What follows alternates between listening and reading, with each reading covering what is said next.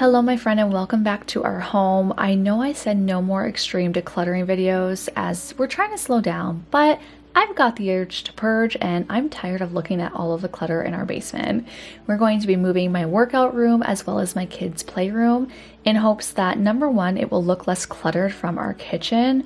Our kitchen looks down into our basement, which is the girls' playroom, and they have so many toys that I've been meaning to declutter for quite literally months. But I told myself I would wait until summer when they're home because I didn't want to declutter the toys while they were in school and then have them want to play with the toys this summer. Well, summer has hit. We are at the end of July here, and let me tell you, they have outgrown so many toys. This little room is the other part of our basement, and she's been through so many different stages and seasons since we moved here 3 years ago.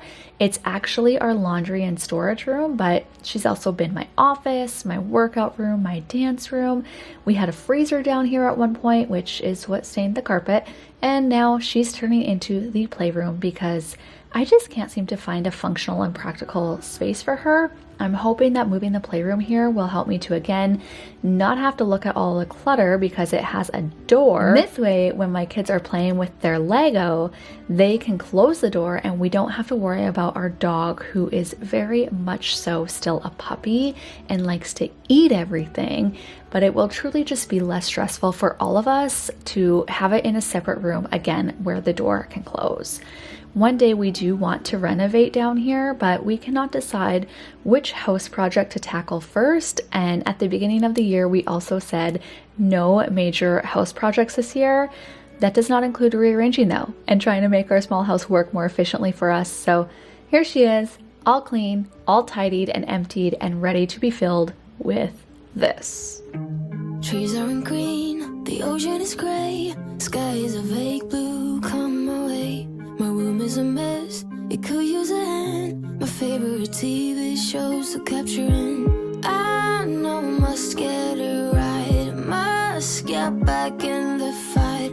This can't be a surprise, I think I let it slide. I'm sleepwalking through all of my problems. I know I can't make it through. Every night it's the same, I keep running fast, left and right, wondering where my head's gone now. I'm sleepwalking through all of my problems. I know. My husband recently bought different organizational bins for our camping gear that gets stored in our garage, and in turn I got these two bins for storage.